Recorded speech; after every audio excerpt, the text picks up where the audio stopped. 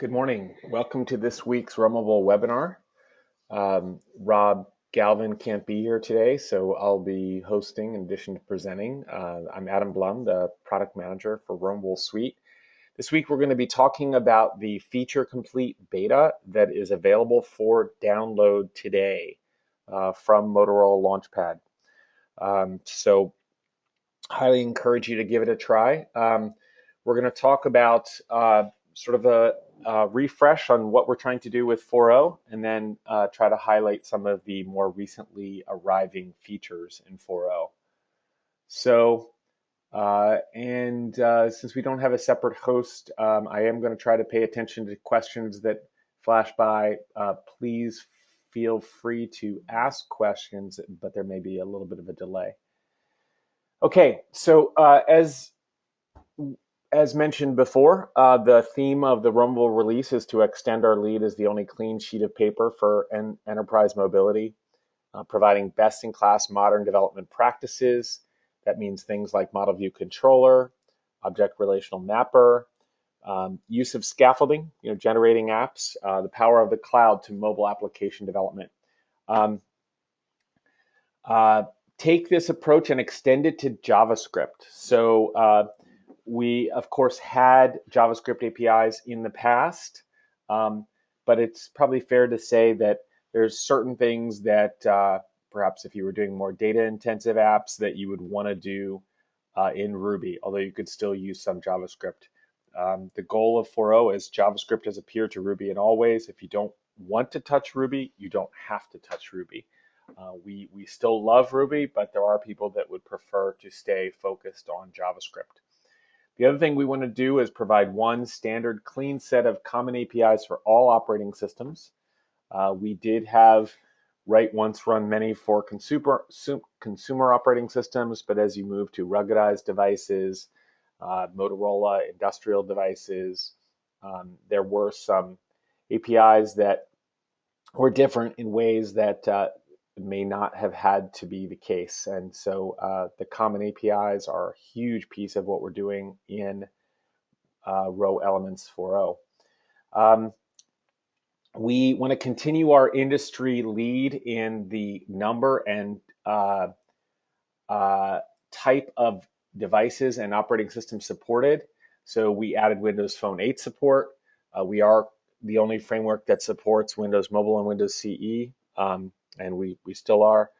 Support for Android Jelly Bean, which we actually nominally supported in RhoElements 2.2, but having support for Motorola devices released around Jelly Bean. And then support for MPA3, which is the Motorola firmware layer for various devices on Windows Mobile and other operating systems. And then, of course, expanded support for new Motorola devices and their capabilities.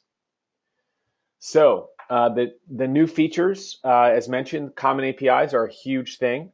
The ability to use JavaScript for all capabilities.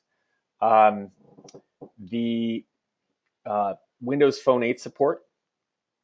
And this will be important in the future as ruggedized industrial devices become available on Windows Phone 8 or extensions to Windows Phone 8 that Microsoft releases.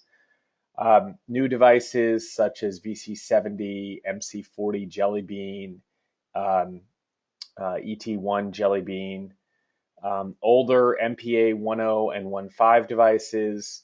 That's a huge thing that was not possible. Some older, more limited devices with RhoElements 2.2, it was difficult to run them with RhoElements. That's another thing we've addressed. And another huge thing is supporting all APIs with a stock Android browser. So if you're not running on non-Windows mobile devices, we no longer recommend that you use Motorola WebKit. So if you're writing an app for, say, the ET1 or actually any Android device, we do recommend that you use the stock browser for rendering. So a bit of an update, both a refresher and an update on the differences between roads and RhoElements. Roads continues to be open source and free, which we're committed to doing for the long term. That gives you your model view controller layer, gives you object relational mapper, all your various calls for device capabilities, and support for HTML, CSS, and JavaScript for your rendering. But the key thing is we do not require RhoElements license now for JavaScript. So JavaScript, in keeping with our JavaScript as a peer to Ruby in all ways, you do not need to get RhoElements to use JavaScript. And of course, we have support for iOS, Android, Windows Phone 8. We support automatic data encryption. Once you, in terms of the differentiating features for RhoElements, those are the automatic data encryption. Note that you can encrypt data with roads. You just don't get this unique ability to just say, I want encrypted data, and all the data is automatically encrypted. Support for NFC and RFID, support for barcode, support for signature capture, use of Motorola WebKit, which of course only applies to Windows Mobile and Windows CE now, and then the use of the optional shared runtime. Any of these capabilities means that you do need to purchase a RhoElements license. If you don't need any of these capabilities, you are more than welcome to use Roads, which of course is free and open source. Okay, still looking out to see if there's any questions. So new features in RhoStudio. We want to allow you to stay inside Studio for testing, so running specs, using IRB. We want to provide autocomplete everywhere for JavaScript as well as Ruby. We have separate views for Windows Mobile today that do not use jQuery Mobile, so that they're lighter weight, and we stopped generating BlackBerry templates. So, by the way, we do no longer formally support BlackBerry. The build commands are there, but BlackBerry is no longer formally supported. So it doesn't make sense for us to still generate separate BlackBerry templates. New features in RhoConnect. We have this new capability called Model Controller that lets you separate your implementation of the source adapter methods from the route that's used to invoke them. Your source adapters will still work that you've done before, but we've got a much more flexible way for you to write source adapters. We also have the ability for you to write source adapters in JavaScript. And of course, if you've used RhoConnect in the past, you'll notice that Ruby was the only way that you could write a source adapter. Ruby is a great platform for doing the kind of network access to web services and then manipulating the data with its support for hashes and arrays and the many libraries. But server-side JavaScript is really coming into its own due to the popularity of Node.js. So it's just getting to be the right time for the ability to write a source adapter in JavaScript. We have some performance improvements, including notably this ability to create a custom partition. This is, if you think about RhoConnect, has the ability to either have an app partition where everybody shares the same data. You might do it on a product catalog versus a user partition where, say, an individual user has the field service tickets assigned to them. There are a number of scenarios where you want something in between, like perhaps you want something where a work group all gets the same set of tickets or the same set of data. So that's what custom partitions are. We have a much more fleshed in set of metrics that's available on the RhoConnect sizing calculator that's out on Edge Docs today. Horizontal scaling, so this is the ability to use more than one server for better performance. We did not wait for Redis clustering in order to enable this, so we have our own sort of ability to do horizontal scaling. Third-party hosting through partnerships with SAIC and others, although we do still support Heroku Salesforce.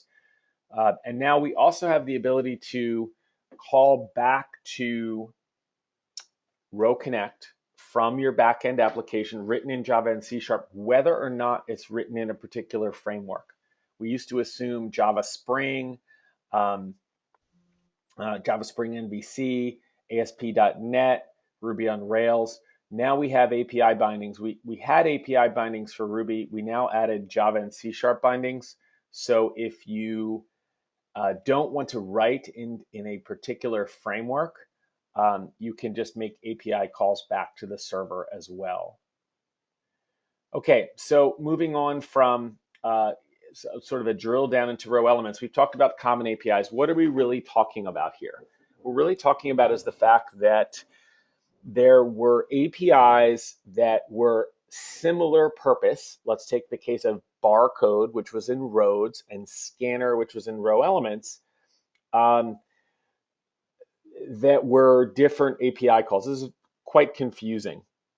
Maybe you're writing an app that does barcode scanning, and perhaps it can do some more advanced things on Motorola devices, but you want to still do a barcode on an iPhone. So what we've done is in this latest release, we've introduced a common API called barcode, where we've combined barcode and scanner. There are obviously some additional options, some additional symbologies for Motorola, ability to control individual scanners, but these are all now options on barcode.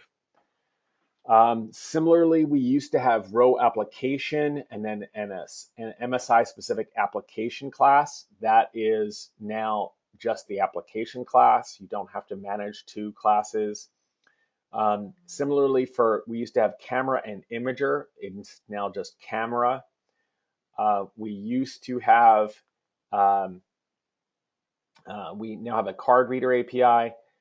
A common log API, which used to be called row log, but we also had row elements as config XML file. So these are now all controlled from log. We used to have async HTTP network and actually another API called file transfer. These are all combined now within network. We used to also have an API called Sync Engine. We now have RhoConnect Client.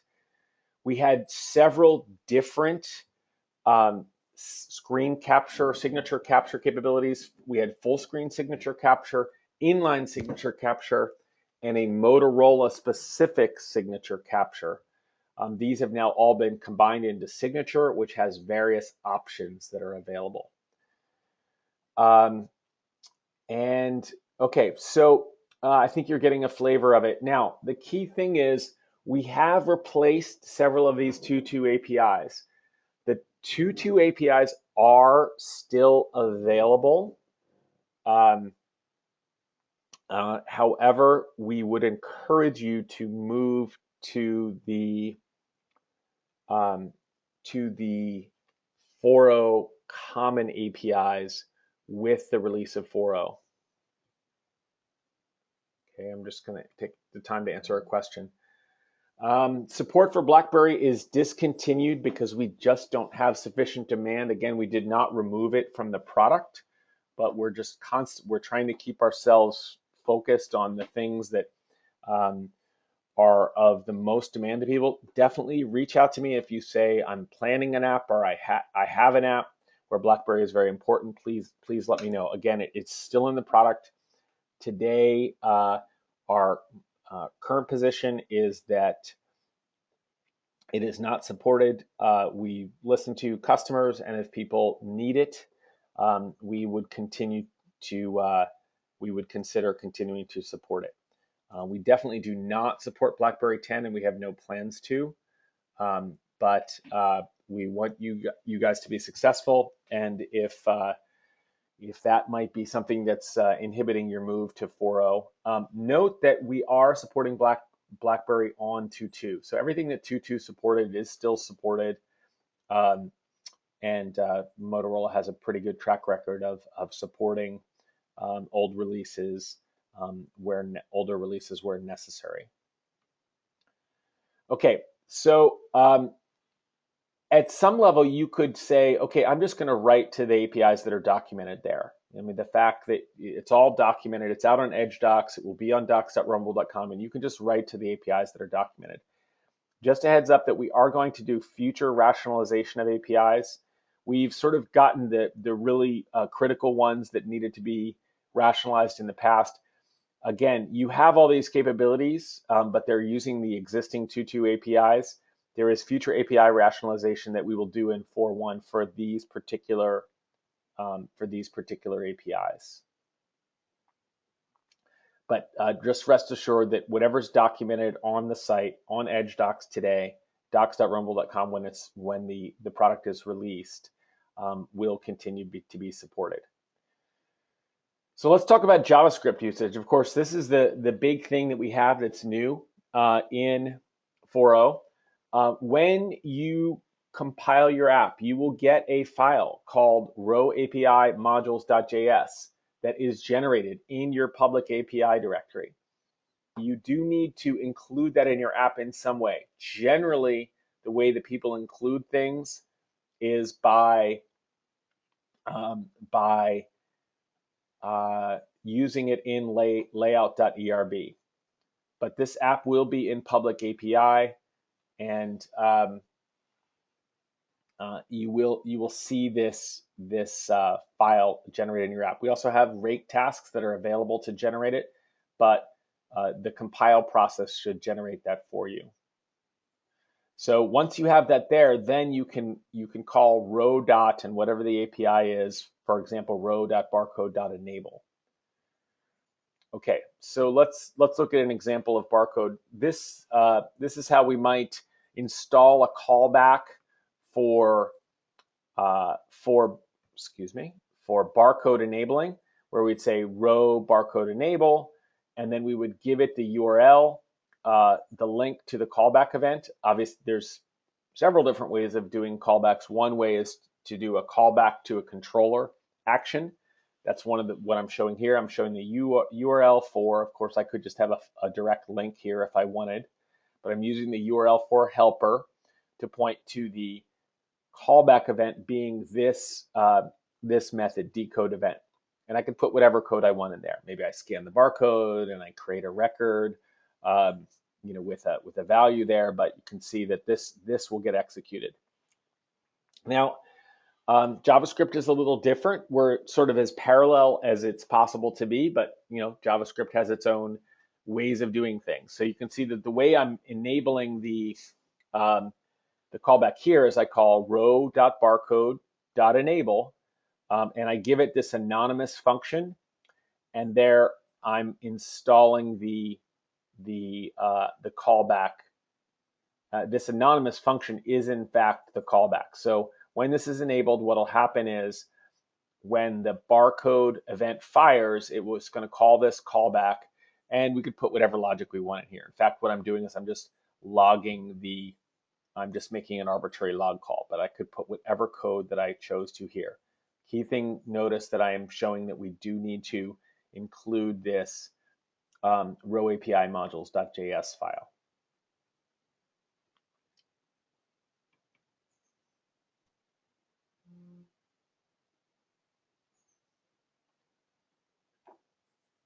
So somebody's asking, will Ruby still be the first choice when you have sensitive info? If the issue is that the Ruby code is compiled down to bytecode, then maybe that's an issue. Notice that it's not as if you can say view source in your web browser. It's a little bit more secure than that, but you would probably be able to find the JavaScript in your in the resources for your app. So if that's an issue that's of concern and you want that compilation down to bytecode like we do with Ruby, then maybe you would want to stick with Ruby. I think for most apps, um, uh, again, you're not really providing access to the data. It's the code that's lying in the JavaScript. So use whatever language you see fit, and you can potentially even combine them in the single app. So let's show an example of a card reader, the new card reader API. You can see we're installing a callback for the where it says swipe event, and you can see that this gets called back, and we can see the parameters in app params. We can see the data in app params mode. We can see the mode in app params mode and the data in app params data. Um, uh, So we have a new network call. So you can see that we can call row network detection and detect connection. And then when we do detect the connection, then the callback event will fire, and we can tell whether we've connected or disconnected. So those are a couple Ruby examples. Now I want to show some of the exciting new capabilities with JavaScript that we have. We do have the ability to call the ROM ORM from JavaScript. So here's an example of where we're creating a model with JavaScript, sort of parallel to what you used to do in the model name.rb file that sits in your controller directory with the Ruby MVC. Here you can see we can create a model here called user, and we can say, so inside the add model function, you can see we have an anonymous function inside there that's handed to it, where we give it the name of the model. This happens to be user. A property in the model happens to be name, another property called string.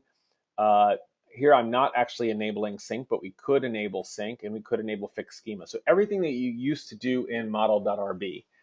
So we can add new items. We could, once we've defined this user, notice that we got a handle back to this. We don't have to get the handle back to this. There is actually another call that I'm not showing here where you say get model from the model manager, and it'll give you back a handle to it. But notice that we did store a handle to this model. We can now use that, this sort of global handle to the model, to create specific instances. So I'm creating an example where we have the name Alice, and then we give the name is Alice, and her email attribute is alice@example.com. So we can also find objects, and you can see here I'm saying find all, and then I'm giving it a conditions hash. So very, very similar to ROM for Ruby, sort of as similar as it can be, and still be JavaScript, and still use JavaScript type idioms such as anonymous functions. So the documentation is all here on Edge Docs. Very exciting capability. There aren't a lot of good ORMs for JavaScript, so I think you'll find it very handy in your apps. Now let's talk a little bit about though the sort of MVC model. As you know, Roads and Row Elements has an MVC model, somewhat inspired by Rails, where you have a model and a view and a controller, and those, you have directories for each controller, and you have the models there. We definitely considered doing something essentially parallel. Let me just check for questions. Okay. I did have a question about the new model controller capability for Ruby source adapters. Let's see how much time I have at the end. Let me just summarize it now by saying the idea is, if you think about it, the routes were sort of hard coded, the URLs that you use to execute various things. So if you wanted to just execute the query from a source adapter, or just the create from a source adapter, you actually could do it, but it was this sort of a hard-coded route, a hard-coded URL. we want to separate the route that something's invoked with from the code there. You can still, we have backwards compatibility. You can still provide the old source adapters with some very small changes that are identified in the docs, but you use your old logic. But we want the ability to make it much more flexible to execute any kind of workflow, whether that be maybe you just call query or you just do an update. And so we want to give you flexibility of routes and then separate the how you're invoking things from the logic that you had in your source adapters. But your old source adapters will still work. It's just based upon feedback from some customers. We just wanted to give people more flexibility about how that logic is invoked. Okay, so back to ROM from Backbone.js. So we considered taking the old roads, row elements, MVC model and sort of making a direct analog in JavaScript. The thing is, in talking with JavaScript developers, there are a lot of JavaScript MVCs already out there today. And the question is, do we really need to be the nth JavaScript MVC that exists? So instead, what we did is said we will support things like Backbone.js and Angular.js, which have their own MVCs, and just make it easy to use from with row elements. So you'll see there's a project called RhoTendon, and what RhoTendon does is makes it possible to use the ROM API from Backbone. So here's an example where we're setting up the model. We just include this public.js RhoTendon.js. Sorry. And we're defining the model, sort of like you saw us do before with user, but this is another example. We're adding the model. We have this anonymous function inside there. We add the model name product. We set some attributes. Now we do this. Once we have this product model, now we say that there's an, we're going to call RhoTendon model extend, give it the name of the product model, and now we have a product object that we can work with. You can see we can also work with collections of objects. So this is setting it up for usage. And now we can create individual products. We can use Backbone like we would normally do, and it will work with the ROM API. So we're saying var product equals new product, and we can set the attributes in the product. We can save it. We can find things. And we're persisting the code that we would have in Backbone, which might, in a normal Backbone app, would typically just go to some backend web service. But we now have the ability to store it locally in the ROM database. Because Web SQL has never really taken off as a standard, that is something that's difficult to do in a cross OS way without ROM. So there's full docs here. Rob is actually going to give a more extensive webinar just on Backbone JS and ROM in a subsequent webinar. We also have documentation on how to do use of ROM with Angular.js in a subsequent webinar. Okay. So kitchen sink example. You may have noticed in previous releases, we had a lot of different examples. We had JavaScript samples, and we had the old road samples, and we had the old row element samples, and they were all installed, which is the good part, and they were all up on github.com/RhoMobile, but it could still be a little challenging. So what you'll see is there is a page here on Edge Docs that talks about kitchen sink. It has API examples in both JavaScript and Ruby, and you can see that up on github.com row samples, there is a kitchen sink example. The other thing is we've organized the sample, what sample codes are, sample apps are important underneath row samples. So take a look at that. I will just show a quick I'm going to jump out of this for a second and show a quick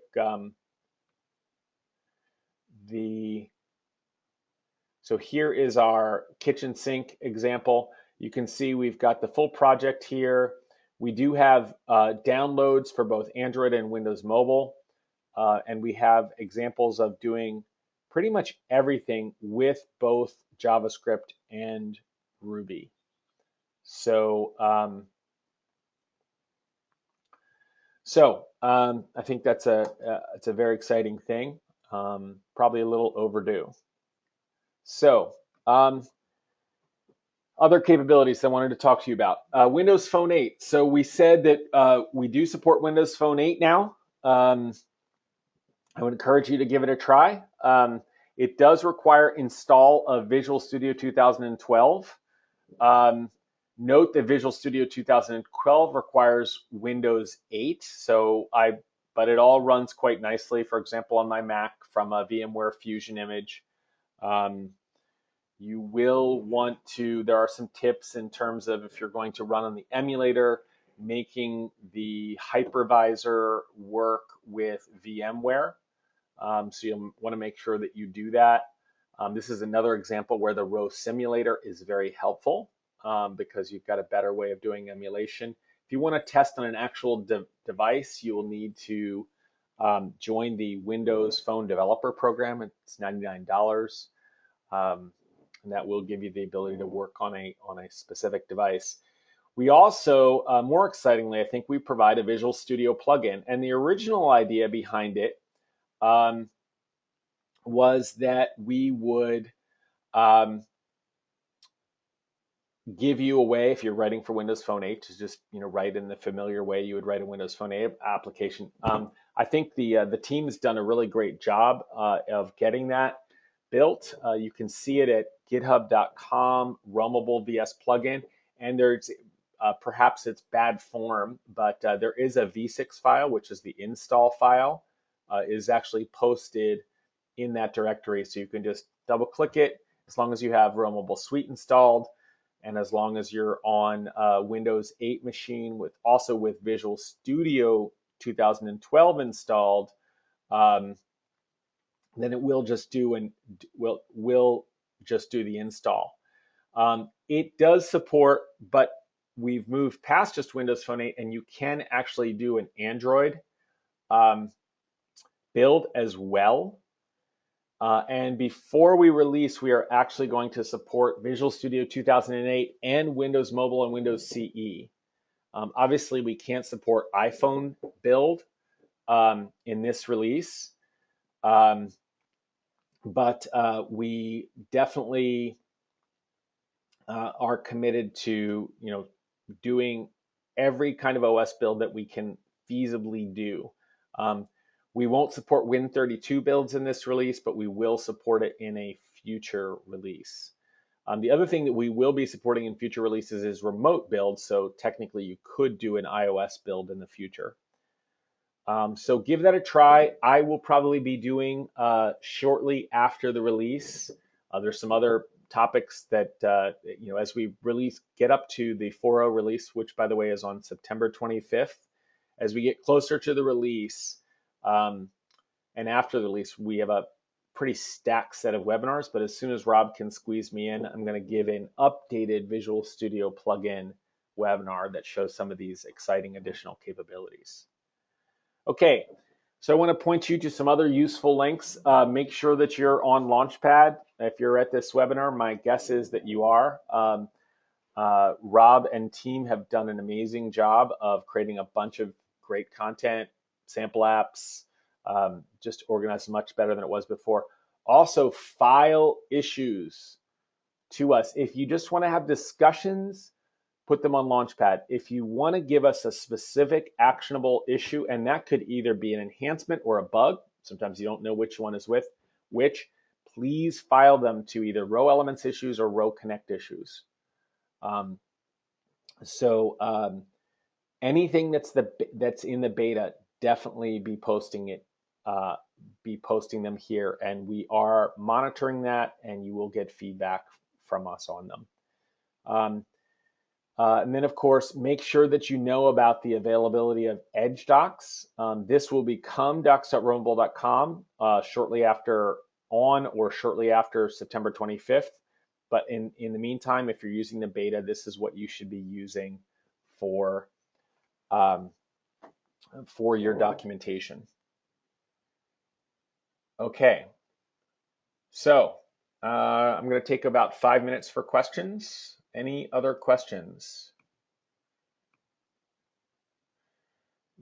Nokia plus Microsoft versus RhoMobile Windows Phone 8. What would the future scenario be like? I don't know that we're not really, it's versus. I think Windows Phone 8 does some very nice things. We are very, as you can probably tell, we're very, how would you say it? Like we're very opportunistic or agnostic about operating systems. So I think Windows Phone 8 does some nice stuff. I've got a Windows Phone 8 device. It's not my primary device, but I like it. And we're committed to doing a great job of supporting building for Windows Phone 8. Maybe post a follow-up question if that didn't answer the question. Yeah, we will be posting this presentation online soon. Somebody asked about a copy. So we will be posting the whole webinar online. And I'll also provide Rob my slides, and he may be able to post that somewhere as well. But I think the webinar might be better than just the slides. Hands raised.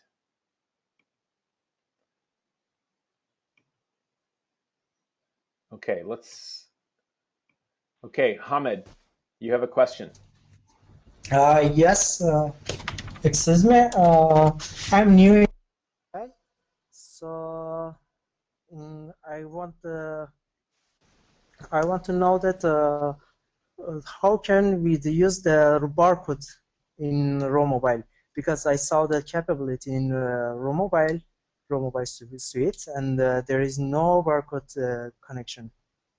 There's no, well, we definitely support barcode. What I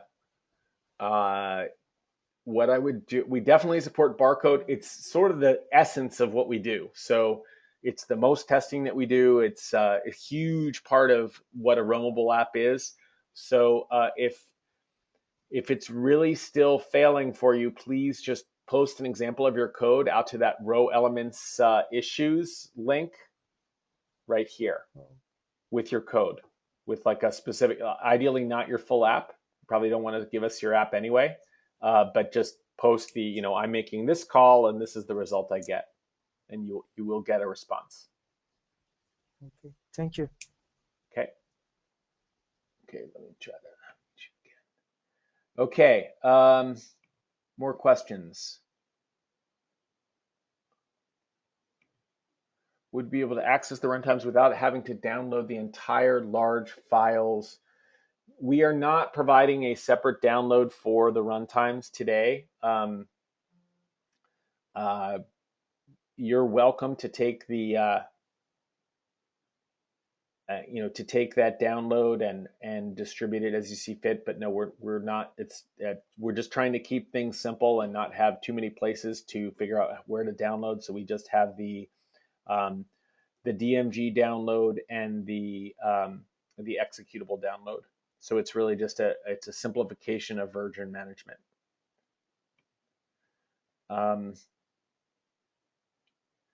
Okay, and then as far as the somebody's saying, well, maybe Nokia and Microsoft may be targeting only Windows Phone 8. I actually do have a follow-up on this sort of us versus Nokia plus Microsoft. Microsoft, we have a great relationship with Microsoft. Microsoft funded the development of that Visual Studio plugin. They advocate.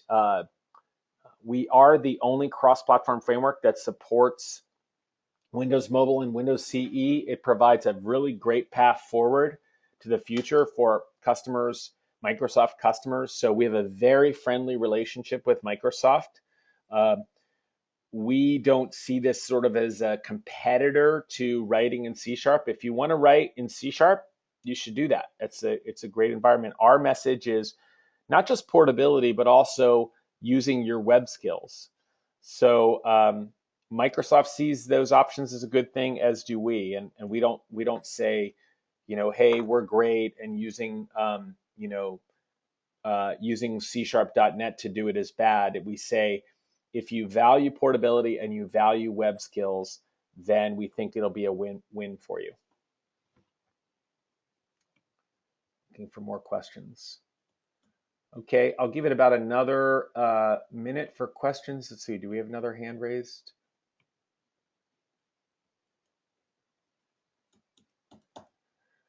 Okay, well, thanks everybody for coming. Please download the beta, and we're looking forward to hearing more of your feedback on Launchpad and the GitHub issues repositories. Let's see, do we have one more question? 4.1 release. Question about the 4.1 release. We had a sort of a long cycle on this because the common APIs and JavaScript support were huge rocks, and kudos to the team for making. I think it's the biggest release since RhoMobile started 5 years ago.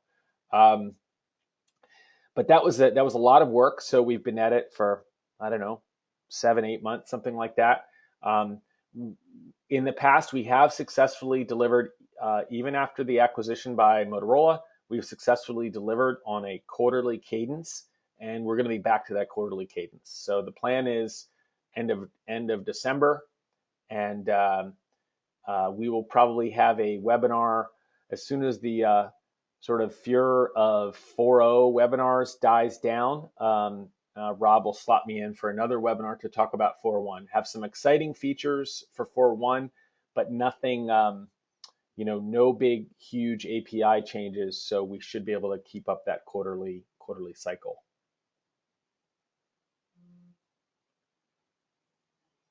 Okay, yay. Okay, good way to close there, Kevin. So okay, thanks everybody for attending, and hope to talk to you soon.